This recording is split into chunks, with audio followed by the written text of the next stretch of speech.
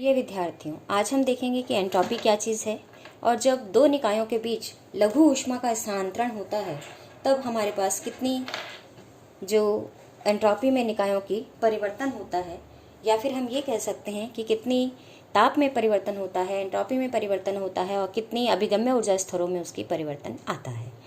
निकाय हमारे पास ऊष्मागति का एक बहुत इम्पॉर्टेंट कॉन्सेप्ट है जो ये बताता है कि निकाय में डिसऑर्डर कितना है। जितना एंट्रॉपी ज़्यादा है उतना ही डिसऑर्डर भी ज़्यादा होगा, उसमें रैंडमनेस उतनी ही ज़्यादा होगी। जैसे कि हम ये देखते हैं कि जब पानी जो है, बर्फ़ जो है पानी में बदलती है तो रैंडमनेस बढ़ जाती है, यानी एंट्रॉपी बढ़ती है।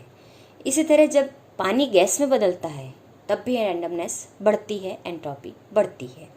अब निकाय की एंट्रॉपी को अगर हम उसके अभिगम्य अवस्थाओं से जोड़ें तो अभिगम्य ऊर्जा स्तरों का जो लघु गुणक है, जो लॉग है, वो एंट्रॉपी के समानुपाती होता है। और जब हम समानुपाती का चिन्ह हटाते हैं तो हमें एक कांस्टेंट मिलता है Kb, यानी कि जो एंट्रॉपी है वो लिखी जा सकती है Kb ln ओमेगा से। अब साम्यावस्था में निकाय की एंट्रॉपी क्या होती है? अधिकतम होती है। और ऊष्मागतिकी के द्वितीय नियम के अनुसार किसी भी निकाय में केवल वही प्रक्रम संभव होते हैं, वही अन्य क्रियाएं संभव होती हैं जिसमें उसकी या तो एंट्रॉपी वही रहे या फिर एंट्रॉपी अधिकतम हो जाए, यानी कि change in entropy should be greater than और इक्वल टू 0। और एंट्रॉपी को हम ताप से भी संबंधित करते हैं कि 1/T का मान डेल एस डेली, यानी ऊर्जा के साथ एंट्रॉपी में कितना परिवर्तन है वो ताप के व्युत्क्रम के बराबर होता है। और हम देख चुके हैं कि बीटा का मान 1/T से जुड़ा हुआ है, और जहाँ बीटा पैरामीटर हम डिफाइन कर चुके हैं कि जो अभिगम्य ऊर्जा स्तरों के लॉग में ऊर्जा के साथ जो परिवर्तन है वो बीटा पैरामीटर है। और ये बीटा पैरामीटर दो निकायों के लिए बराबर हो जाते हैं जब दो निकाय साम्यावस्था में आ जाते हैं। तब यहाँ से अगर हम देखें तो अगर मैं Kb को अंदर ले लूँ तो ये डेफिनेशन मेरे पास वापस से एंट्रॉपी की बन गई, इसलिए 1/T is equal to del S del E. तो इसीलिए हम कहते हैं कि जो निकाय का परम ताप है वो एंट्रॉपी में ऊर्जा के परिवर्तन से जुड़ा हुआ है, और परम शून्य तापों पर हम एंट्रॉपी को शून्य मानते हैं। ये हमारा एक रेफरेंस है, हमारा एक सोच है, हमारे ये एक कंसिडरेशन है कि हम परम ताप शून्य तापों पर एंट्रॉपी को शून्य मानते हैं।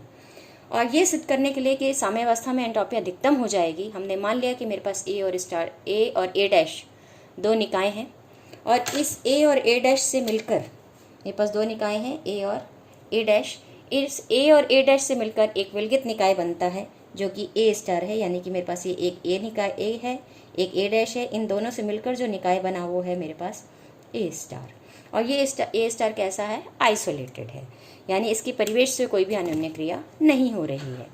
तब अभिगम्य ऊर्जा स्तरों की संख्या को मैं लिख सकती हूँ कि निकाय संयुक्त निकाय जो बन रहा है उसके लिए अभिगम्य ऊर्जा स्तरों की संख्या हो जाएगी omega star E is equal to omega E और ओमेगा डैश ई डैश, यानी निकाय के उस ऊर्जा के लिए जितने निकाय ए में संभव अभिगम्य ऊर्जा स्तरों की संख्या है इनटू गुणा करेंगे हम जितने की ए डैश में अभिगम्य ऊर्जा स्तरों की संख्या है उस ऊर्जा के लिए।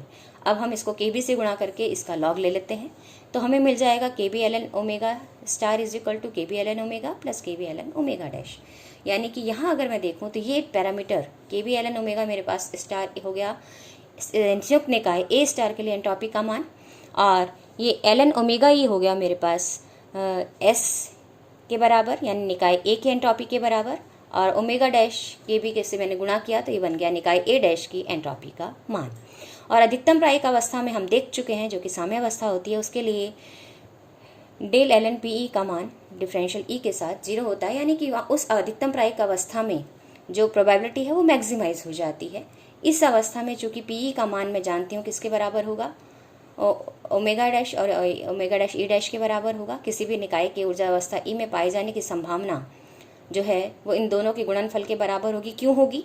क्योंकि आपके पास ए स्टार के लिए वही सभी ऊर्जा स्तर अभिगम्य है जो कि ए के लिए अभिगम्य है और ए डैश के लिए अभिगम्य है। तो ए के लिए किसी ऊर्जा स्तर ए में होने की संभावना निर्भर करेगी। अगर हम निकालना चाहते हैं तो हम ए स्टार भी उस अवस्था में होगा, तो उस अवस्था के लिए जो अभिगम्य ऊर्जा स्तरों की संख्या होगी, उसकी जो प्रायिकता होगी, उसकी जो संभावना होगी, वो दोनों निकायों के अभिगम्य ऊर्जा स्तरों पर निर्भर करेगी। और इसके मैक्सिमम होने के लिए, यानी निकाय ए स्टार के अब साम्यावस्था में आ जाने के लिए आवश्यक है कि ये जो हमारे पास अभिगम्य ऊर्जा स्तरों की संख्या है वो मैक्सिमाइज हो जाए, यानी इसका फर्स्ट डिफरेंशियल 0 हो जाए। तो जब हम इसको 0 करते हैं, केवी से गुणा करते हैं, 0 करते हैं, तो मुझे मिल जाता है कि del del E S plus S dash is equal to 0। और किसी भी चीज़ का डिफरेंशियल 0 होने का मतलब क्या है कि ये वाली जो चीज़ है एस प्लस एस डैश क्या है, मैक्सिमाइज है। तो अब अगर ये कांस्टेंट है और मैक्सिमाइज हो गई है, और अगर ये मैक्सिमाइज हो जाती है तो उसका मतलब क्या है कि एंट्रोपी में हम जानते हैं की वृद्धि होगी।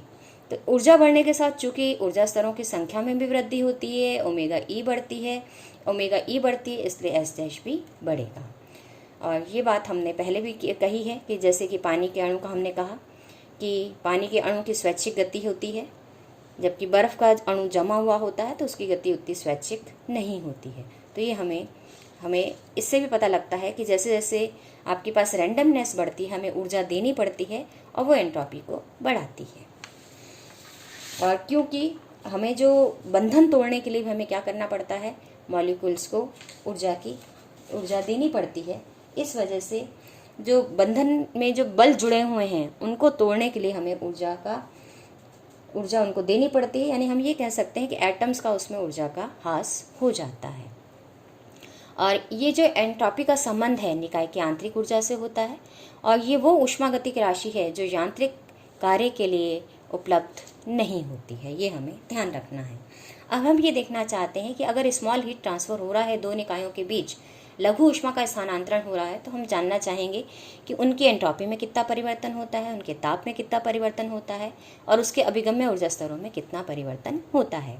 पुनः वापस हम वही चीज़ मान रहे हैं कि मेरे पास दो निकाय हैं, ए और ए डैश। इनसे मिलकर संयुक्त निकाय बना है ए स्टार, वो आइसोलेटेड है, यानी परिवेश से वो कोई भी उसकी अन्योन्य क्रिया नहीं हो रही है, ना तो वो ऊष्मा दे रहा है ना ही ऊष्मा ले रहा है। सिर्फ वो परस्पर निकाय ए और ए डैश आपस में ऊष्मा ले भी रहे हैं और दे भी रहे हैं। यानी एक निकाय अगर ऊष्मा देता है तो साम्यावस्था में दूसरा निकाय उतनी ही ऊष्मा लेता है। अब यहाँ यानी कि एक तापीय अन्योन्य क्रिया की हम यहाँ बात कर रहे हैं।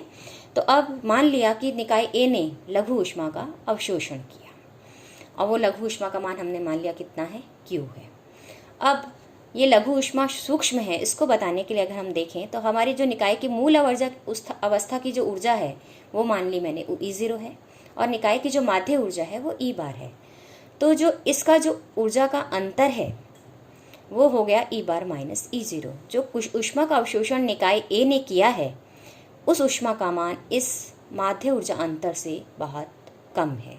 यानी ऊर्जा के परिवर्तन से जो ऊर्जा का अवशोषण हुआ है उसकी वजह से निकाय की में ऊर्जा में जो परिवर्तन आया है वो बहुत कम की तुलना में ऊष्मा बहुत कम है। अब यहाँ से हम देखते हैं कि अब निकाय के जब उसने ऊष्मा ग्रहण की है निकाय ने, तो उसके कारण जो निकाय के बीटा पैरामीटर में परिवर्तन आएगा उसे मैं देखना चाहती हूँ। तो बीटा प्राचल में जो परिवर्तन आएगा वो होगा del beta del E delta E, और ये डेल्टा ई जो ऊर्जा परिवर्तन है वो क्यू के अप्रॉक्सीमेट हमने अभी बराबर माना है, बाद में हम इसे अल्प मानते हुए इसका विस्तार करेंगे। अब चूंकि बीटा परिवर्तन से हम ताप में परिवर्तन निकाल सकते हैं, और मुझे ये भी पता है बीटा स्वतंत्र कोटि से जुड़ा हुआ है और उसका मान degree of freedom divided by माध्य ऊर्जा जो आधिक्य है उसके बराबर होता है, इसलिए मैं डेल बीटा डेल ई का मान यहाँ से निकाल सकती हूँ। तो डेल बीटा डेल ई का मान मेरे पास हो जाएगा यहाँ से कि माइनस एफ अपॉन ई बार माइनस E0 का होल स्क्वायर। अब यहाँ से डेल्टा बीटा मैं निकालती हूँ तो मुझे मिल जाएगा माइनस एफ अपॉन ई बार माइनस E0 का होल स्क्वायर, ये गुणा हो जाएगा और ये क्यू के बराबर है, इसलिए इसको मैंने रख दिया क्यू के बराबर। अब यहाँ से मैंने एफ अपॉन ई बार E0 को वापस अलग कर लिया, ई बार माइनस E0 को, और क्यू और ई बार माइनस E0 अलग कर दिया है मैंने। तो ये पैरामीटर बीटा हो गया मेरे पास। तो डेल्टा बीटा का मान हो गया माइनस बीटा क्यू अपॉन ई बार माइनस E0, यानी डेल्टा अपॉन बीटा का मान मैं यहाँ से निकाल सकती हूँ। अब चूंकि ये जो क्यू मान है ई बार माइनस E0 से बहुत कम है, तो इसकी तुलना में देखूँ और अगर मैं इसका मॉडुलस ले लूँ अब, तो यहाँ पर डेल्टा बीटा अपॉन बीटा का मान 1 से बहुत कम हो जाएगा, यानी डेल्टा बीटा बीटा से बहुत कम होगा। और चूंकि beta is equal to 1 upon KBT है, तो यहाँ से मैं टेम्परेचर का भी अंतर देख सकती हूँ कि ताप में कितना परिवर्तन होगा। तो उस ताप का परिवर्तन निकालने के लिए मैं क्या करती हूँ कि टी को मैंने 1/k बीटा बीटा के रूप में रख दिया है। यहाँ से लॉग लिया, इसका अवकलन किया। अवकलन करने पर ये कांस्टेंट 0 हो जाएगा और ये मुझे मिल जाएगा dt/t is equal to minus del beta upon beta, जो कि मॉडुलस डेल बीटा का मान बीटा से बहुत कम है। इस आधार पर अगर मैं निकालूं तो डेल्टा टी का मान टी से बहुत कम हो जाएगा। अर्थात मैं ये कह सकती हूँ कि जब लघु ऊष्मा का निकाय अवशोषण करता है तो उसके ताप में भी बहुत लघु परिवर्तन आता है। और लेकिन हम ये समझ सकते हैं कि ये तब होगा, लघु परिवर्तन कब आएंगे, जबकि जो निकाय है वो बहुत बड़ा हो। और निकाय जब बहुत बड़ा होता है तब हम उसको कहते हैं ऊष्मा का भंडार है वो। तो ये परिवर्तन तब संभव है जब हम दो निकायों के बीच इंटरेक्शन की तो बात कर रहे हैं, लेकिन एक तो निकाय होगा लेकिन दूसरा ऊष्मा भंडार होगा, ये तभी संभव है। अब हम देखते हैं कि ये तो था मेरे पास किस तरह से ताप में परिवर्तन आया निकाय के। अब हम देखते हैं इस अल्प ऊष्मा के अवशोषण से निकाय के एंट्रोपी में कितना परिवर्तन होता है। तो ऊष्मा अवशोषण से पूर्व मान लिया निकाय की एंट्रोपी कितनी थी, KLN ओमेगा ई बार थी, और ऊष्मा अवशोषण के बाद कितनी हो गई, एस ई बार प्लस क्यू। ए का मान यहाँ पर हमने ई बार को किससे रिप्लेस कर दिया, ई बार प्लस क्यू से। अब एंट्रोपी में परिवर्तन कितना होगा, इन दोनों का हमने अंतर निकाल लिया।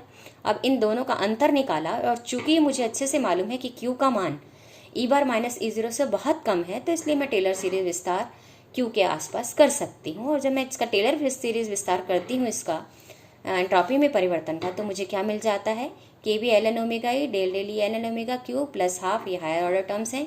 चूंकि ये क्यू बहुत छोटा है तो हायर ऑर्डर टर्म्स और भी छोटी हो जाएंगी, इसलिए इसको मैं नेग्लेक्ट कर देती हूँ। यहाँ से ये दोनों गुणा करके खोल दिया तो ये मान मेरा कट जाता है और सिर्फ मुझे मान जो मिलता है वो हो जाएगा आपके पास K बीटा बीटा क्यू के बराबर, क्योंकि del del E ln omega मेरे पास बीटा के बराबर है। तो ये बन गया KB बीटा क्यू और हायर ऑर्डर टर्म्स मैंने छोड़ दी, तो एंट्रोपी में परिवर्तन जो हो गया वो मेरे पास हो गया K बीटा बीटा क्यू, और KB बीटा 1/t के बराबर है, तो ये Q/t है। और ये आपको ध्यान हो तो आपने 12th क्लास में बहुत एक वेल नोन रिलेशन पढ़ा है, तो उस वेल नोन रिलेशन में अगर मैं इसको कन्वर्ट करूँ तो क्यू की चूंकि बहुत अल्प है इसलिए इसको मैं DQ से लिख सकती हूँ। इसलिए जो एंट्रोपी में परिवर्तन होगा DS हो जाएगा dQ/t। ये आपका वेल नोन रिलेशन है कि जो एंट्रोपी में परिवर्तन है वो ऊष्मा में परिवर्तन, एकांक डिग्री के लिए ऊष्मा में परिवर्तन के बराबर होता है। तो यहाँ पर ये डेफिनेशन आपकी पुरानी क्लासेस में 12th क्लास में आपकी पढ़ी हुई है। ये वही रिजल्ट मेरे पास निकल के आया है कि एंट्रोपी में परिवर्तन का मान ऊष्मा में परिवर्तन किसके लिए, इकाई ताप के लिए जो ऊष्मा में परिवर्तन होता है उसके बराबर है। ऊष्मा में परिवर्तन का मतलब वो ऊष्मा उसने अवशोषित भी की हो सकती है, वो ऊष्मा उसने निकाय ने दी भी हुई हो सकती है। तो इसलिए ऊष्मा में परिवर्तन भी अल्प है, इसलिए एंट्रोपी में परिवर्तन भी अल्प ही होगा। अब हम देखते हैं कि निकाय के अभिगम्य ऊर्जा स्तरों में कितना परिवर्तन होता है जब निकाय लघु ऊष्मा का अवशोषण करता है। अब इसको इसी काम को हम जो हमने एंट्रोपी के लिए किया है कि एंट्रोपी में परिवर्तन हमने ज्ञात किया, इसको हम लिखने का तरीका थोड़ा सा बदल रहे हैं कि मान लिया कि पूर्व अभिगम्य ऊर्जा स्तरों की संख्या थी ओमेगा के बराबर, और ऊष्मा अवशोषण के बाद निकाय की अभिगम्य ऊर्जा स्तरों की हो जाती है संख्या ओमेगा प्लस डेल्टा ओमेगा के बराबर। तो निकाय के जो अभिगम्य ऊर्जा स्तरों में परिवर्तन हुआ, चूँकि हम हमेशा लॉगरिथम लेके चलते हैं, उसका रीज़न हमने बता दिया था आपको, क्योंकि जो निकाय की जो ऊर्जा है उसके साथ बढ़ने के साथ साथ उसके अभिगम्य ऊर्जा स्तरों की संख्या भी बढ़ती है, और निकाय की ऊर्जा डिग्री ऑफ फ्रीडम पे निर्भर करती है। और अगर हम निकाय एक अणु के लिए डिग्री ऑफ फ्रीडम कम से कम 3 भी माने, जो कि ट्रांसलेशन की होती है, तो निकाय में एक मोल में भी अगर हम बात करें तो अणु हो जाते हैं 10⁻26। तो हर एक अणु की अगर 3 डिग्री ऑफ फ्रीडम भी मैं मानूं तो ये बहुत अधिक डिग्री ऑफ फ्रीडम हो जाएगी, इसलिए ऊर्जा बहुत तेजी से बढ़ेगी। डिग्री ऑफ फ्रीडम के साथ ऊर्जा बढ़ेगी तो ऊर्जा स्तरों की संख्या भी बढ़ेगी, और उतने स्तरों को ऑक्यूपाई करने के लिए, उनको समेटने के लिए हम क्या करते हैं, सिंपल गणना करने के लिए हम बजाय सीधे कैलकुलेशन के हम क्या करते हैं, लॉगरिथम लेते हैं। अब लॉगरिथम लेने पर हमारे पास ऊर्जा स्तरों में परिवर्तन हो जाएगा ln omega plus delta omega minus ln omega, ये है अभिगम्य ऊर्जा स्तरों में परिवर्तन के लॉग के बराबर। अब मैंने इसको KB से गुणा कर दिया है, तो ये मेरे पास KB से गुणा करने पर ये मेरे पास टर्म KB के टर्म्स में आ गई। अब यहाँ पे KB को मैं नीचे ले आई हूँ, तो यहाँ पर मेरे पास ये KB ln ओमेगा को मैंने इकट्ठा कर दिया राइट हैंड साइड में, तो ये मेरे पास चेंज इन एंट्रोपी बन गया है। और यहाँ से KB मैं नीचे ले आई तो ये मेरे पास हो जाएगा ln omega plus delta omega minus ln omega is equal to delta S/KB। और यहाँ से ln लॉग ट्री टर्म्स को हम जानते हैं, प्लस की होती है तो गुणा कर देते हैं, माइनस की होती है तो डिवाइड कर देते हैं। तो यहाँ हम वही काम कर रहे हैं, तो मेरे पास हो जाएगा ln omega plus delta omega upon omega is equal to delta S/KB। अब यहाँ से मेरे को लॉग हटाना है, तो दोनों तरफ इसका इन्वर्स फंक्शन लेती हूँ। इन्वर्स फंक्शन यानी एक्सपोनेंशियल लेती हूँ, तो यहाँ से ln मेरे पास हट जाएगा, ये एक्सपोनेंशियल बन जाएगा। और अब मैंने इसको ओमेगा को इधर गुणा कर दिया और इस वाले ओमेगा को मैं इधर राइट हैंड साइड में ले जाती हूँ। तो लेफ्ट हैंड साइड पर मेरे पास बच जाता है delta omega is equal to, और ओमेगा मैंने कॉमन ले लिया राइट हैंड साइड में से, तो मेरे पास आ जाता है omega exponential delta S upon के बी माइनस 1। अब चूँकि डेल्टा एस जो है वो के बी बीटा क्यू के बराबर है, अभी हमने एंट्रोपी में परिवर्तन में निकाला है कि एंट्रोपी में जो परिवर्तन है वो के बी बीटा क्यू के बराबर है। तो ये मैंने के बी बीटा क्यू रखते ही ये के बी कट जाएगा, तो बीटा क्यू बच जाएगा। तो डेल्टा इज इक्वल ओमेगा मेरे पास आ जाता है omega exponential beta Q minus 1, यानी कि जो अल्प ऊष्मा का अवशोषण होता है उससे अभिगम्य ऊर्जा स्तरों में जो परिवर्तन आता है वो चरघातांकी परिवर्तन है, क्योंकि ये एक्सपोनेंशियल परिवर्तन है और एक्सपोनेंशियल परिवर्तन को हम बोलते हैं चरघातांकी परिवर्तन। तो आपके क्वेश्चन भी पूछे जाते हैं कि सिद्ध करिए कि अगर निकाय अल्प ऊष्मा का अवशोषण करता है तो उसके अभिगम्य ऊर्जा स्तरों में जो चरघातांकी रूप से परिवर्तन होता है। तो आपको यही काम करना है जो कि हमने यहाँ पे डिराइव किया है। अब अगली बार हम देखेंगे इससे आगे का कि हमारे पास किस तरह से हम डिफाइन कर पाते हैं कि ऊष्मा भंडार के संपर्क में अगर निकाय हो, यानी कि एक तो मेरे पास निकाय हो और दूसरा क्या हो जाए, ऊष्मा भंडार हो जाए, तो किस प्रकार के इंटरेक्शन मुझे देखने को मिलते हैं, ये हम करेंगे अपने अगले लेक्चर में। धन्यवाद।